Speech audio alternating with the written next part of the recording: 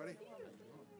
Hi, good to see you. Welcome. Thank you all so very much.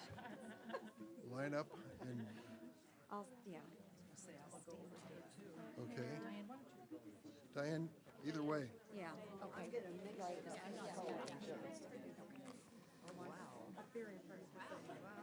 Wow, they must be interested in this. Thank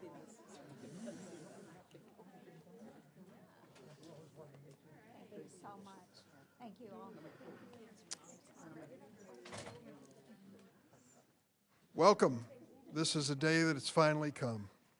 Today in America, we anticipate there'll be 20,000 calls placed to domestic violence hotlines in our country. And that's because in the next minute, 60 seconds, we can expect nearly 20 people in America to be physically abused by an intimate partner in our country. According to a 2021 report from the World Health Organization, nearly 1 in 3 women living today have experienced some form of physical or sexual violence. These statistics are a sobering reminder that the crisis of sexual and domestic violence touches every community in the world, every community in our nation, and they emphasize how critical it is for Congress to respond. Today you see before you an amazing gathering, bipartisan gathering, of women and men in the United States Senate who are determined to make a difference and to reauthorize the Violence Against Women Act. Senator Feinstein, Senator Ernst, Senator Murkowski, and I are announcing that the Senate is finally responding by introducing a bill to reauthorize and modernize the Violence Against Women Act. Since its enactment in 1994, the Violence Against Women Act, or VAWA, has transformed the way we address domestic and sexual violence in America.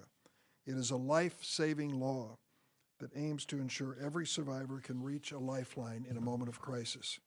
Our VAWA Reauthorization Act of 2022, which we'll introduce today, will update and strengthen the law to ensure that it can meet the current needs of survivors, increase prevention, and improve the response to violence. Our bill is a compromise. It doesn't include everything that Senator Feinstein and I wanted or everything Senator Ernst and Murkowski wanted. And there are provisions that all 4 of us very much wanted to include, such as an end to the loophole that allows abusers who harm dating partners to continue to have access to guns. But we agreed that we had to introduce a bill that would both deliver the critical assistance survivors across America need and achieve the necessary bipartisan support and pass the Senate. We are confident that the agreement we reached will do just that and has a path forward to becoming signed into law by President Biden. Today reminds us that when vulnerable Americans are facing significant challenges and barriers, it's still possible for members of Congress to come together on a bipartisan basis, solve a problem, and work to find even more solutions. I'm grateful to my colleagues and partners in this effort. Some of them will have a moment now to express their opinion on where we stand today. And for those who've given up hope on the United States Senate functioning, passing important laws, working together on a bipartisan basis, take a look behind me. I'm honored to stand alongside these women and men in the Senate as we work together to move this bill forward. I will now turn to my partner in this effort, and I want to commend her for the extraordinary job she did, as well as Senator Murkowski and Senator Feinstein, Senator Joni Ernst of Iowa. Thank you, Dick, so much. Thank you so much, Dick, and to all of my colleagues. God bless you. To those advocacy groups that are here with us today, we want to thank them so much for their wonderful support through the last several years that we have been working on this reauthorization. So, folks, I'm a survivor. I know firsthand what happens when someone you trust abuses you. In college, I worked at a victim shelter, answering the hotline, and I've heard heartbreaking stories of abuse.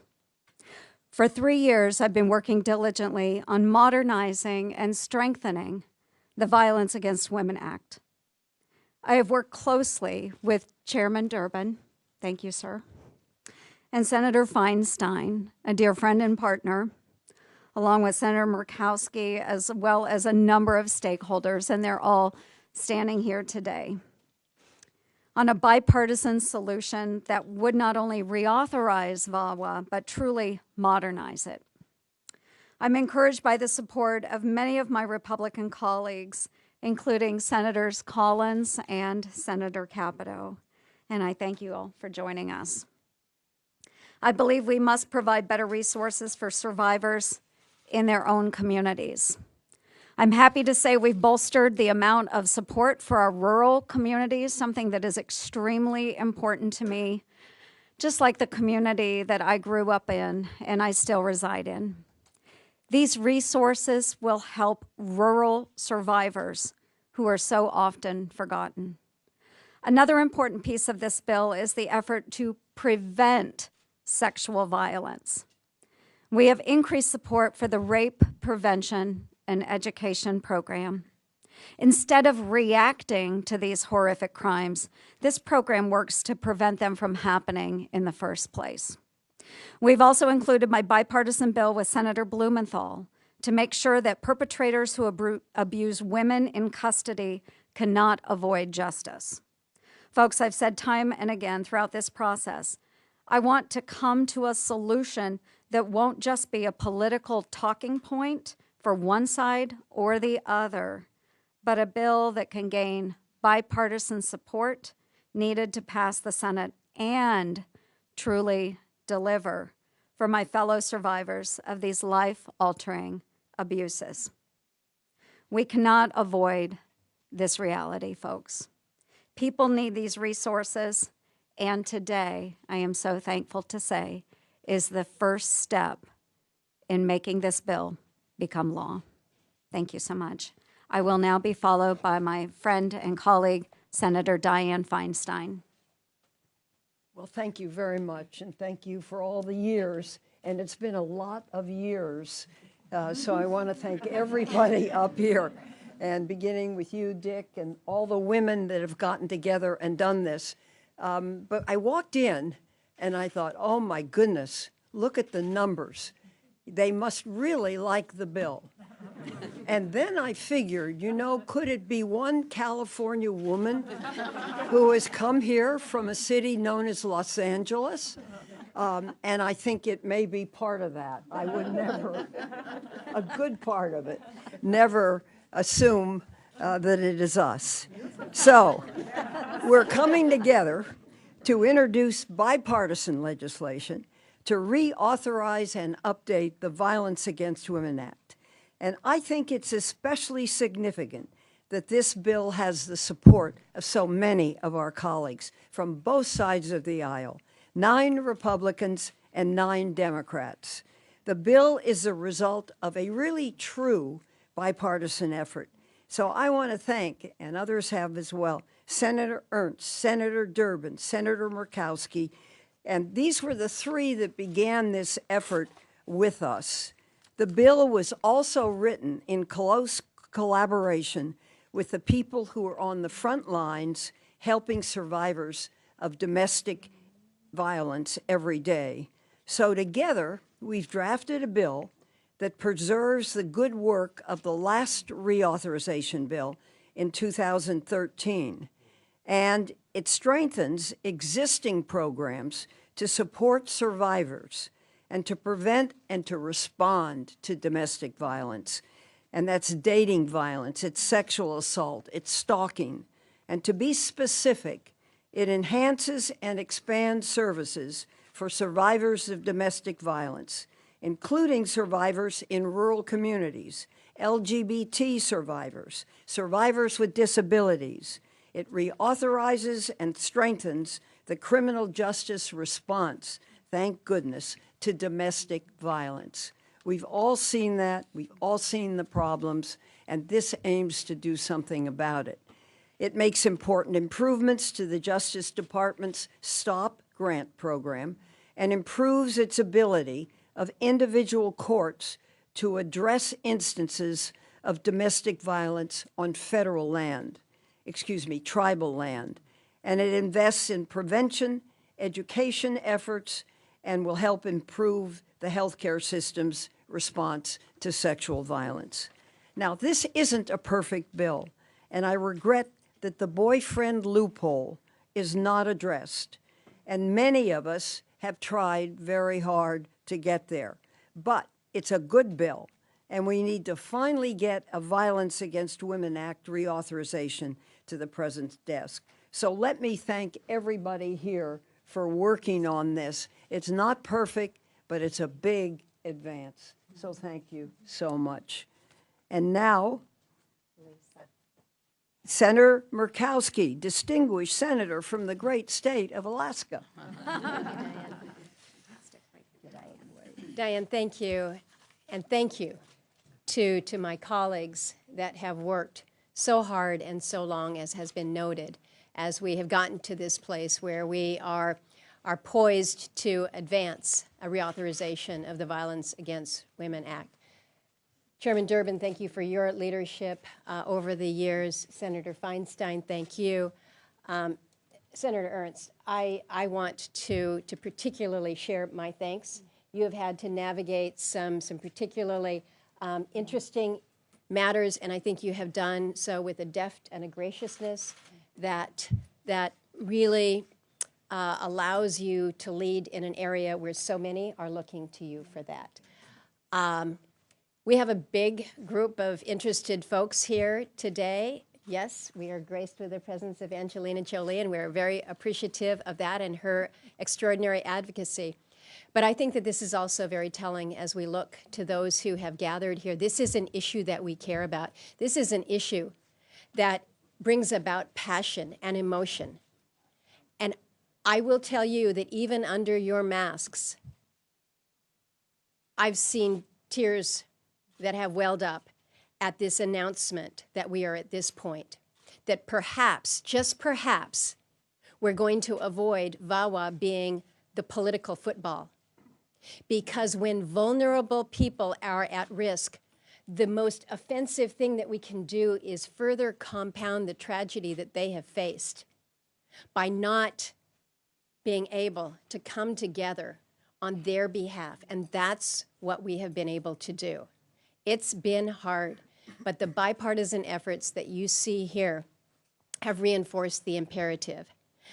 I live in a beautiful state, but we have an ongoing crisis of violence in Alaska. More than half of Alaska women surveyed in the 2020 Alaska Victimization Survey have experienced intimate partner violence, sexual violence, or both in their lifetime. It is imperative that we address these matters. It's imperative that we address these issues. I am very proud to have worked on the tribal title contained within this VAWA legislation. In 2013, we recognized the inherent tribal jurisdiction, but we knew that we needed to allow for modernization and expansion, and we have done that within this title. We go further in recognizing that in Alaska, due to jurisdictional complexities, due to geography, isolated communities with sparse population, you can have a situation where you have literally no law enforcement whatsoever, no presence whatsoever, no safety whatsoever. And so being able to address this through our Alaska Public Safety Empowerment Act, recognizing what we do to protect Native women by improving tribal access to federal crime information and databases, what we do to provide additional access for forensic care for all victims of interpersonal violence. Every victim needs to know that there can be a path to justice. That's what we're trying to do here. And it's not perfect. It is a subject of compromise. But compromise will help ensure that more women are safer. And that's our goal today. And with that, And then we will have Miss Jolie, if you don't mind a few words, please. Thank you. Thank you so much.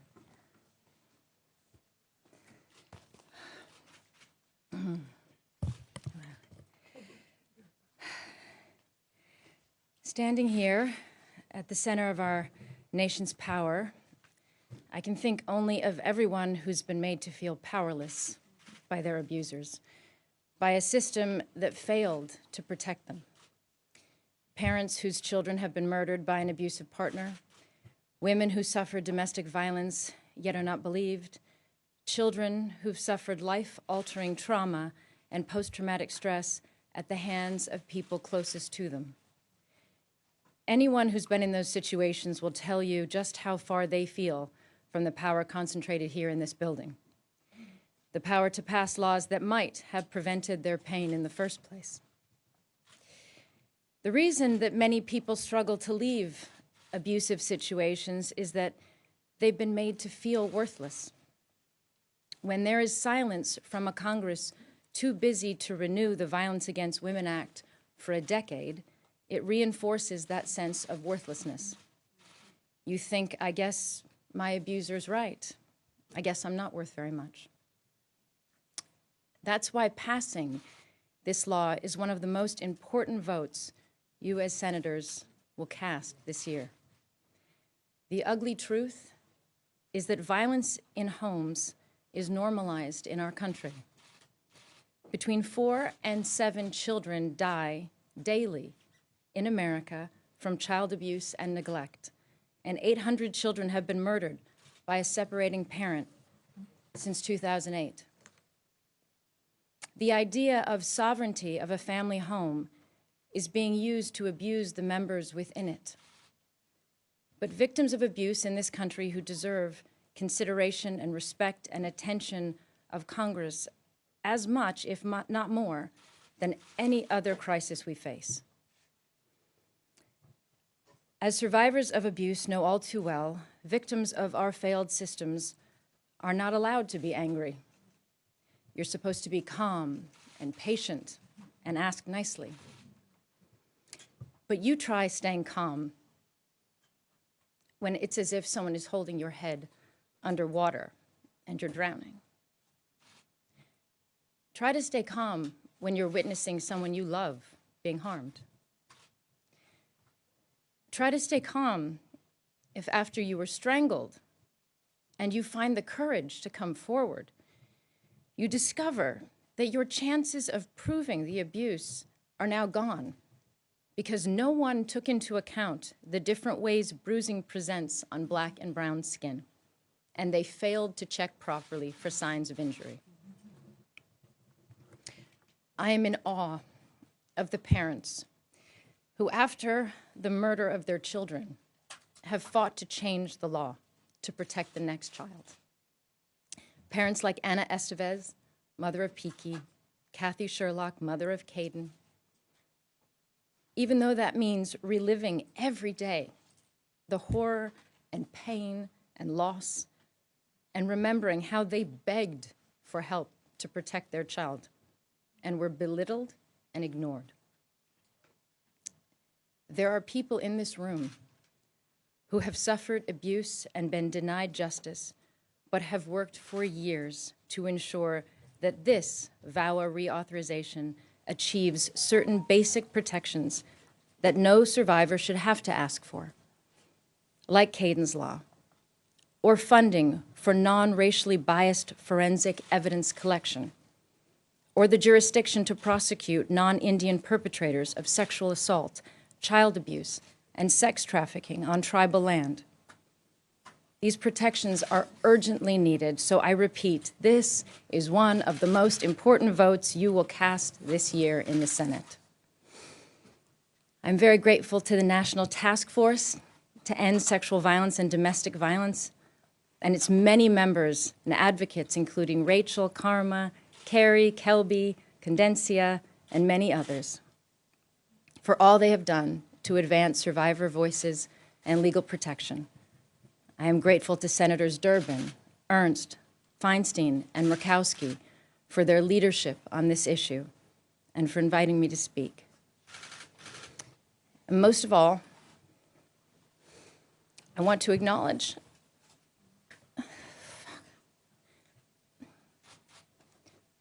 the children who are terrified and suffering at this moment, and the many people for whom this legislation comes too late. The women who have suffered through this system with little or no support, who still carry the pain and trauma of their abuse, the young adults who have survived abuse and emerged stronger, not because of the child protective system, but despite it, and the women and children who have died, who could have been saved. Thank you.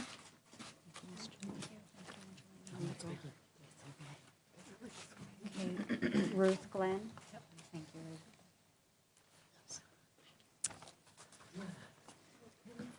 you. Good afternoon. I'm very pleased to be in this room with you all, supporting the introduction of VAWA bill.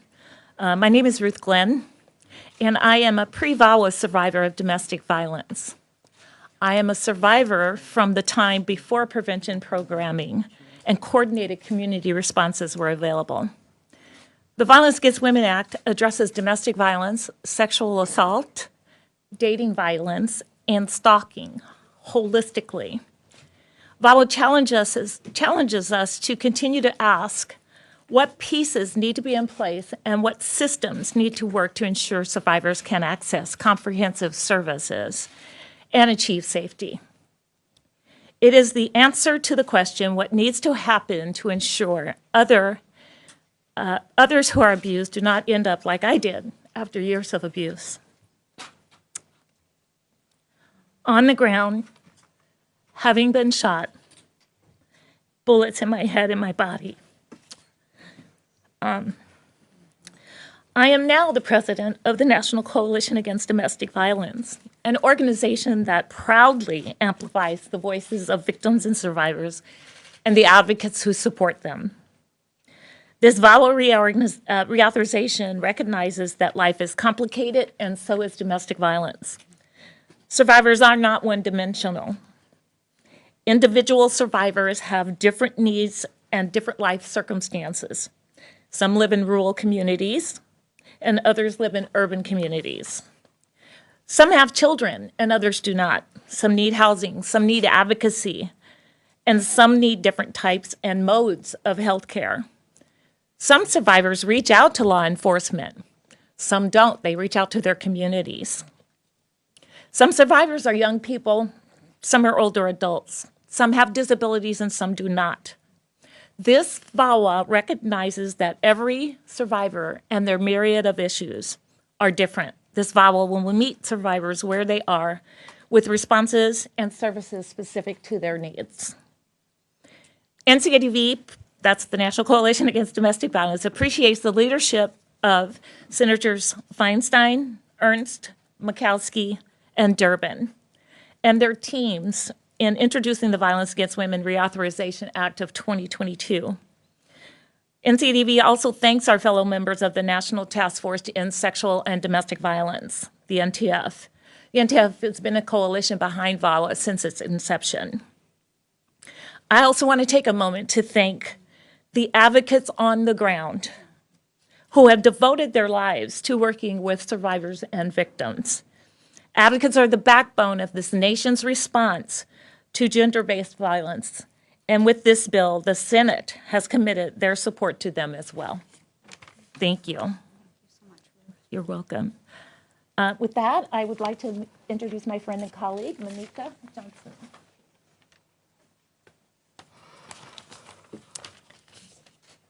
Thank you, Ruth.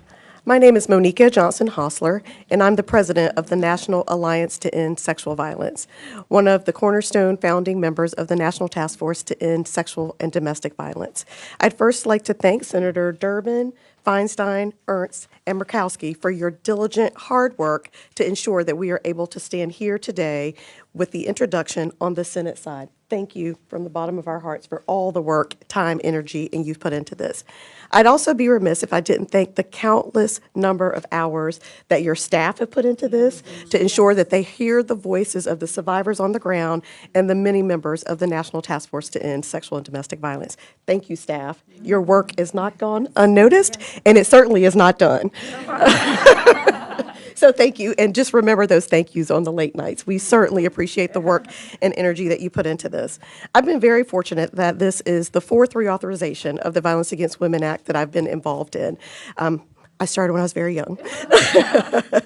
But I think it's important to note for someone, I started working in local services in the early 90s, just before the Violence Against Women Act was initially authorized. And what I can tell you about the work that happened after VAWA was the partnerships and the collaborations in the rural community in North Carolina that I worked in will forever be changed. There were not conversations, there were not sexual assault nurse examiners, and there certainly were not collaborative partnerships to ensure that we were centering the needs of all sexual violence survivors in our rural community in North Carolina. Likewise, a decade later, I joined as the executive director of the North Carolina Coalition Against Sexual Assault. We were one of the last coalitions to be established with staff, and we were established as staff because of the Violence Against Women Act Sexual Assault and Domestic Violence Coalition funding. So I stand before you saying I know firsthand the impact of the Violence Against Women Act has had on the ground for those of us who spend our lives, days and nights, in the trenches. So on behalf of all of my colleagues who work on the front lines, who are survivors, who serve survivors and continue to center survivors, we appreciate the strengthening that this Violence Against Women Act introduction will bring to modernize the bill that has forever changed many of our lives by making these paid positions and lifting up the importance of centering the survivors that we serve.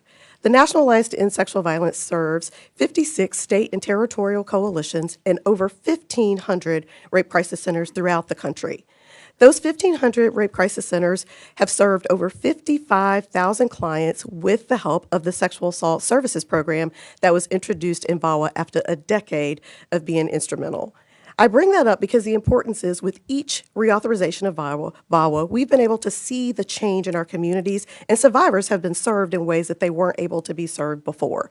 The cornerstone legislation has been paramount to our work. Senator Ernst mentioned the Rape Prevention Education Act. My first job in that rural county in North Carolina was talking to our young people to ensure that they understood that they had rights, bodily autonomy, and knowledge and a supportive adults to be allies to ensure that we create protective factors to keep all of our children in all of our communities safe. These are just two monumental programs that are a part of the Violence Against Women Act that will continue to be strengthened once we see the Violence Against Women Act going through the Senate, through the House, and to the President's desk. Again, I'd be remiss to say I'd like to thank all of my colleagues that Ms. Jolie mentioned that have done the omens work to get us here. So for all of you who aren't standing with us today, your work is forever etched in the Violence Against Women Act. Thank you. And I'd now like to turn it over to Commissioner Michael Harrison.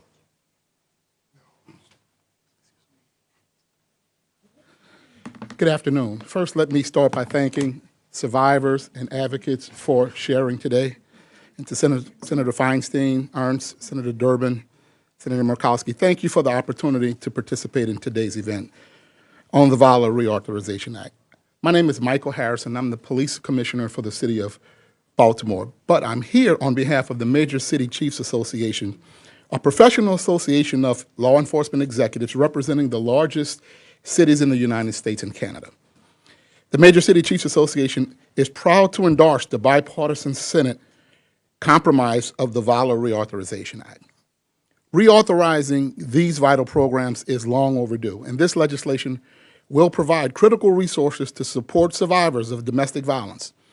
The bill will also provide additional tools to assist law enforcement in responding to, investigating, and prosecuting these heinous crimes.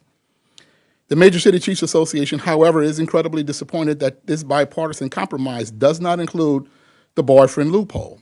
This common sense reform has been an MCCA priority for several years. And due to the boyfriend loophole, some individuals convicted of domestic violence crimes can still possess a firearm under federal law because their victim did not fall into one of the few categories specifically listed in the statute. Police chiefs see the horror of gun violence every day. Sadly, there have been far too many cases where these offenders use these firearms to commit further violence against their victims, others in the community, and even against law enforcement officers. The relationship between a convicted perpetrator of a domestic violence and their victim should not be the factor that determines if the individual can possess a firearm under federal law. The Major City Chiefs Association's members continue to respond to an increase in violent crime, including domestic violence. Simply put, closing the boyfriend loophole will only improve public safety. Our agency strongly urges Congress to consider adding a provision to the VAWA Reauthorization Act to close the boyfriend loophole as it moves through the legislative process and remains committed to working with all stakeholders to get this done. Senators, thank you again for the opportunity to participate in today's event, and thank you for your continued leadership. At this time, I'll bring up Eric Olson.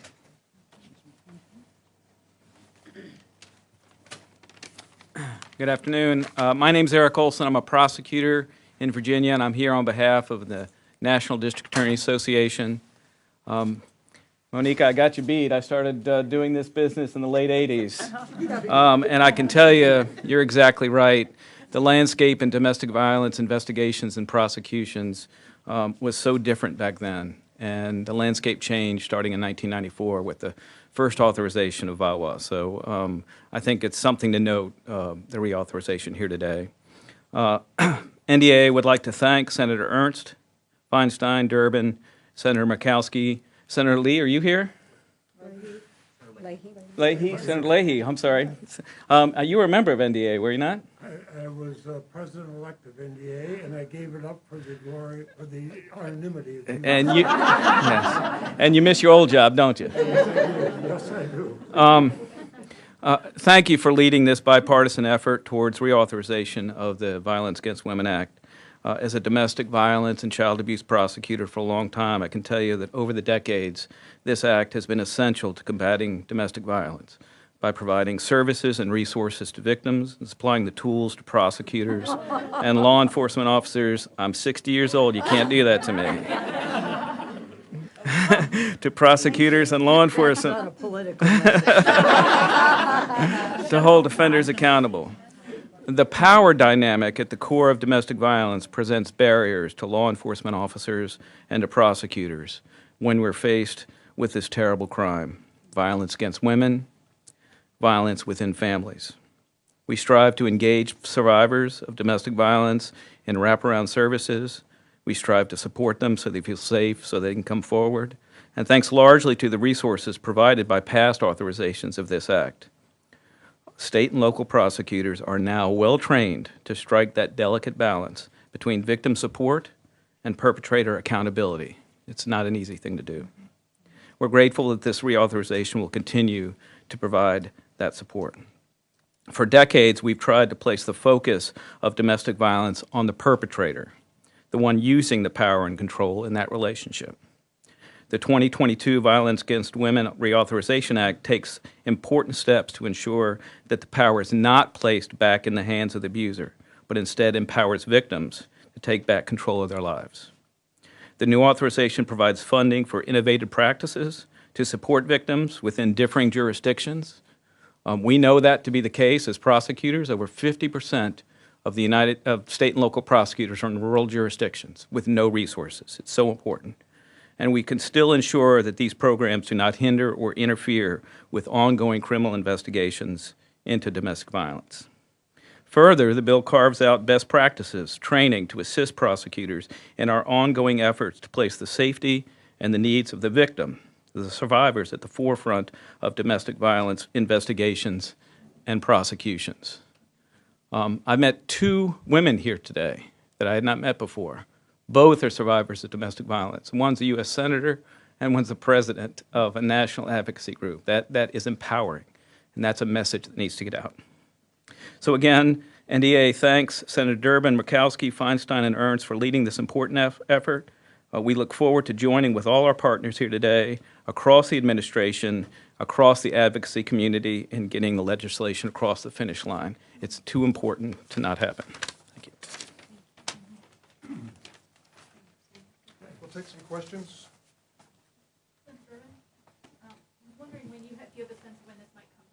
It won't be next week. So don't, I know we're anxious, but we want to make sure we're prepared on the floor. We're perilously close to 60 votes. Oh, yes. Yes. Good.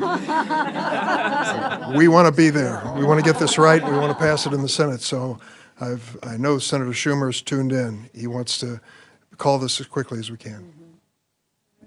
Yeah. With respect to the boyfriend loophole, because you did have to close the boyfriend loophole, because you did have to take it out, are there any plans to bring it up separately? I would like to. I think if we could possibly have a vote on the floor, but we have to work in the context of a Senate with some very arcane rules.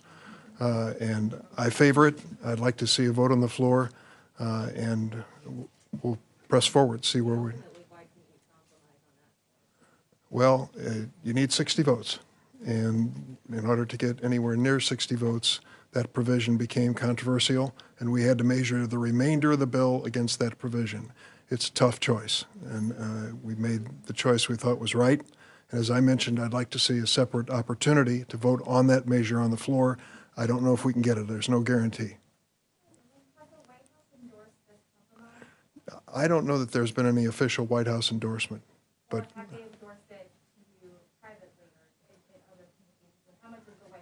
Well, they've contacted me several times as chairman of the committee and asked if this was a priority, and I assured them it was. Even though it didn't go through the formal committee process, it had a better process, a full Senate process, and the senators who were here and were mentioned really did an amazing job, particularly on the Republican side. I want to congratulate you, Joni, and Lisa, Shelley as well, for reaching out in their caucus.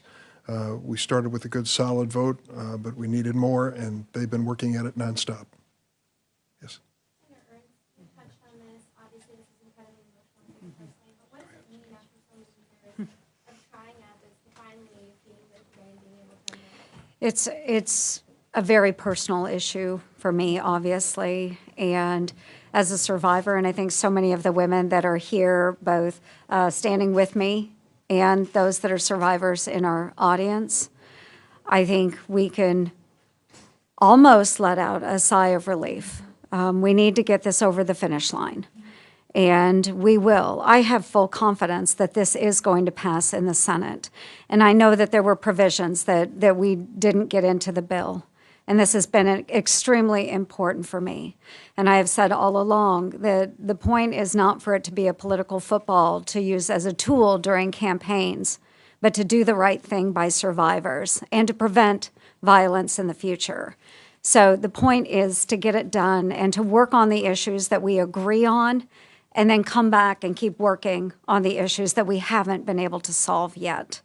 So for me, I'm extremely grateful to my colleagues, to the supporters I have had through the years, and hopefully, again, prevention is one of the biggest issues for me, because if we don't prevent, lives are changed forever. You cannot go back once an incident of sexual assault or violence has happened. But what we can take is a little bit of hope, wrap it into this bill, and get it over the finish line. One more question.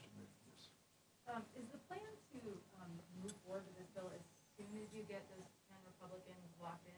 And also, do you have a sense of whether the House is ready to move quickly? I wish I could. I can't report on the House. I don't know where they are in the process. And Senator Schumer is just looking for a signal that we have 60 and we can pass the bill. And so when we return from the President's Day recess, we hope to be able to report to him quickly. A couple more. Go ahead. On getting those 60 votes, is Senator Lujan's absence in the Senate impacting the rate at which you can move on this legislation? Well, it's part of the consideration in a 50-50 Senate. And when you need 60 votes, we want as many members as possible who are voting yes on the floor, and he's a yes vote. Last question. I was just curious, how important is it to have this bill passed before the appropriation omnibus comes up to the floor? As a member of the Appropriations Committee, I don't want to slow that process down at all, but I don't think it's an either-or situation. We need to do both of them. They're both very, very important. Thanks, everybody. Thank you very much. Thank you. Well done. Thank you. Joni, thank you. I'm glad it's over. Good. We got something. Great. Lisa, super. So very much. Jody, good job. Thank you.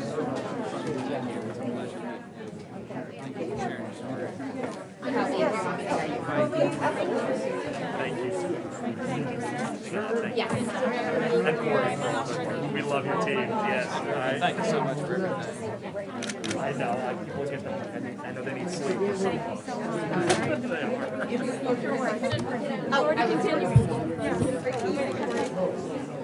I don't have my camera.